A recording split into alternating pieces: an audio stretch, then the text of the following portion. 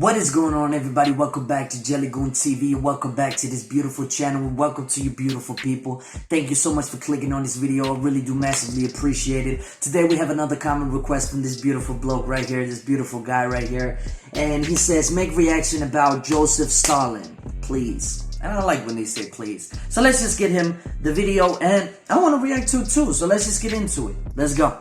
Joseph Stalin, one of the most feared men of the 20th century, both by his enemies and his own citizens, many of which he in fact considered his enemies, responsible for sequestering off large parts of Europe under the Iron Curtain, and for fueling fears of international nuclear war. Just how did this man come to be one of the most notorious figures in history? Born in 1878 as Joseph Vissarionovich Zukashvili, Stalin grew up an only child and son of a poor peasant family. His father was a shoemaker and an alcoholic who vented his frustrations out on his son with regular beatings, and his mother was a laundress, doing laundry for others to earn enough for the family to survive. Contracting smallpox as a child, Stalin would be disfigured for life with his signature facial scars, which only added to his tough exterior demeanor. Surprisingly, Stalin earned a scholarship as a teen to a seminary school in Tbilisi, where he began to study for the priesthood in the Georgian Orthodox Church. However, while in seminary, Stalin began to secretly read German social philosopher Karl Marx's Communist Manifesto. Influenced by the social, economic, and political turmoil of 19th century Europe, Karl Marx and Friedrich Engels wrote the infamous Manifesto in response to the persecution and exploitation of the common man by the bourgeoisie, who benefited greatly off the hard labor of the proletariat, whose only real wealth and power was their labor. Marx and Engels called for the proletariat to unify and use their only asset, the labor the bourgeoisie exploited overwhelmingly for their own gain, to barter for more equitable employment terms. A teenage Stalin was immediately hooked on Marx and Engels' words and became interested in the revolutionary movement against the Russian monarchy, which treated its citizens as serfs who held few, if any, rights. In 1889, Stalin was expelled from his seminary for missing his exams, but he would go on later to claim that his expulsion was for the discovery of what was deemed Marxist propaganda.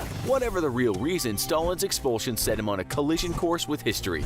And perhaps if a group of priests had been a bit more tolerant, then history and Russia itself would have been spared untold catastrophes to come. Immediately upon his expulsion, Stalin dove headfirst into political activism, becoming an underground political agitator and taking part in labor demonstrations and work strikes. At this time, he adopted the name of Koba after a fictional Robin Hood-like Georgian outlaw hero, and became a prominent member of the Marxist Social Democratic movement's more militant chapter, the Bolsheviks. At the time, the Bolsheviks were being led by Vladimir Lenin, whom Stalin would immediately idolize for his fiery passion and determination to set Russia's workers free. Stalin eagerly shared in Lenin's dreams of a Russia free of the greed and corruption of capitalism, whose workers shared equitably in the profits of their labor. In order to fund this revolutionary movement, however, Stalin became involved in various criminal enterprises, to include bank heists, the proceeds of which all went to fund the Bolshevik Party. In 1906, Stalin married Ekaterina Kato Svanitsa, though tragically she would go on to die a year later, shortly after the birth of Stalin's son Yakov from typhus. Yakov himself would meet a similarly tragic fate, dying during World War II as a prisoner in Germany. In 1912, Lenin, who was in exile in Switzerland, appointed Stalin to serve on the First Central Committee of the Bolshevik Party, securing Stalin's first true grip on power in what would be the future Communist Party of the Soviet Union. A year later, Stalin was arrested and exiled to Siberia, but in 1917, revolution swept across Russia in what would become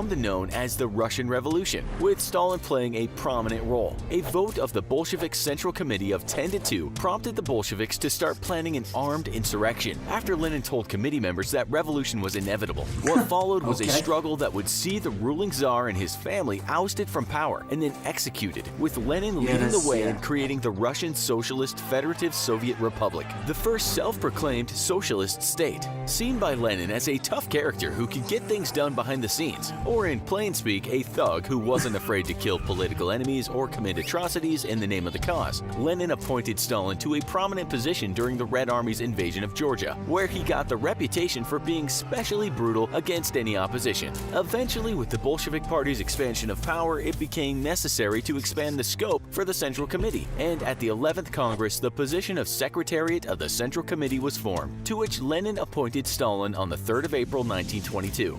From then on until his death, Stalin would always be known as General Secretary, though the position was never intended to be as powerful or dictatorial as Stalin would make it into. Briefly disappointed with his appointment, he's disappointed now, given a heavy ministerial post, and seeing the early iteration of the General Secretary as a relatively weak political position, Stalin quickly learned how to use the new office to influence and gain advantage over other key persons within the Bolshevik Party. Eventually, Stalin would grow the power of the office, taking it far outside the scope that Lenin or any of the party's members had ever envisioned for it. A few weeks after Stalin's appointment, Lenin suffered a stroke and was forced into semi-retirement. Initially fully supportive of Stalin as General Secretary, Lenin's support would eventually wane when he learned of Stalin's brutality against political opponents, abuse of power, and growing internal party struggles. A report from the invasion in Georgia of violent atrocities committed in the name of the party by supporters of Stalin also soured Lenin's view on this one-time protege. Knowing that his death was imminent, Lenin drafted a political will between December 1922 and January 1923, containing some harsh criticisms of Stalin and fear of the fragmentation of the Bolshevik Party.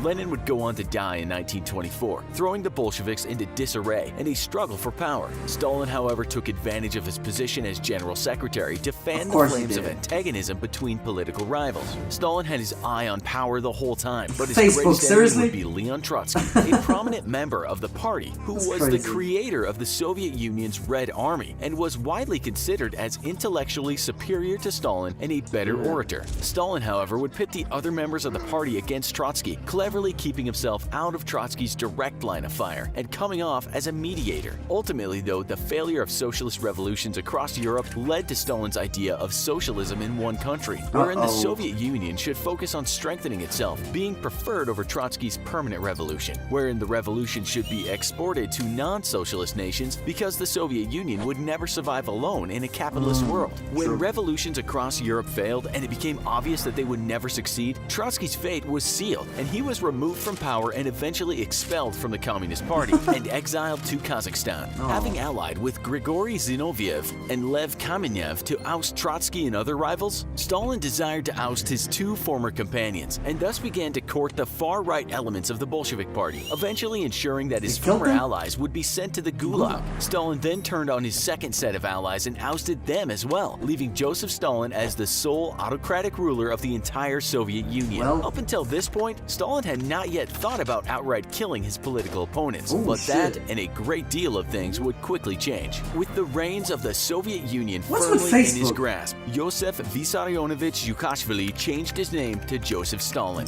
meaning man of steel. Yet Stalin had taken leadership of a troubled nation. Economically and industrially, the Soviet Union lagged behind the rest of European powers, and poor management of crops was leading to a pending famine. 1927 had produced only 70% of the grain that 1926 had yielded. The signs were clear. Radical change was needed, and needed immediately. Unfortunately for the citizens of the Soviet Union, that change would come in the wrong form, blaming the kulaks, affluent peasants, and the netmen, small business owners, for the poor economic state of affairs. Stalin traveled to Novosibirsk and claimed that the kulaks were hoarding grain for themselves and ordered the kulaks be arrested and their grain confiscated, which Stalin promptly brought back with him to Moscow. Having tested the limits of his power and finding no significant blowback to his cruel actions, Stalin immediately ordered the creation of grain procurement squads across much of the growing regions of Soviet Union, and violence immediately broke out between these government thieves and the peasants defending their rightfully grown and earned grain.